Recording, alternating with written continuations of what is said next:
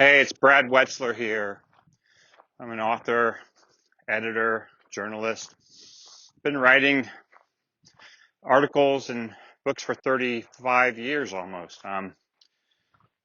Anyway, tonight I wanted to talk a little bit about accepting the chaos that writing anything of length can be.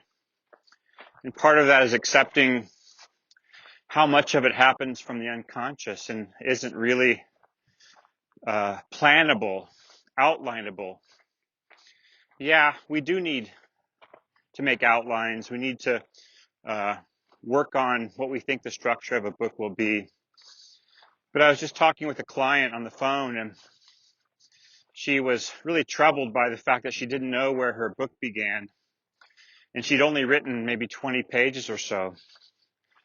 And, sometimes we don't really know where something begins and where something ends. It's nice if we do. It's nice to have an ending to point toward, to write toward.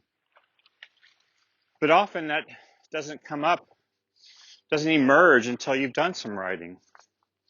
Which is why when I edit people and coach people to write books, I really encourage them to focus on the two things that matter most in writing a memoir. And those are stories, being a good storyteller and having great stories, and having a strong voice. And I think of voice as your worldview that gets translated into language.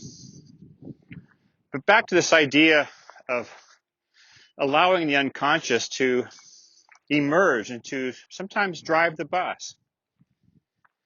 So what that might look like is starting wherever you have the most heat in a story, starting just to tell stories and accrue as many stories as you can.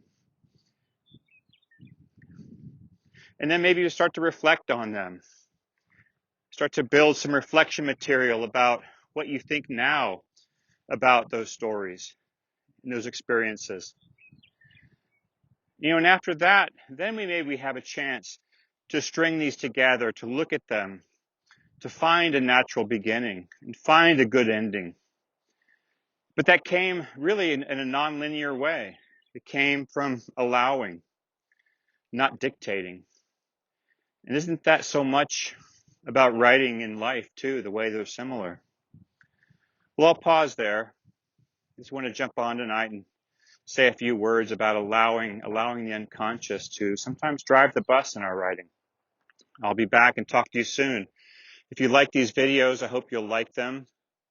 And I hope maybe you'll buy my book, Into the Soul of the World, My Journey to Healing, which came out a year ago.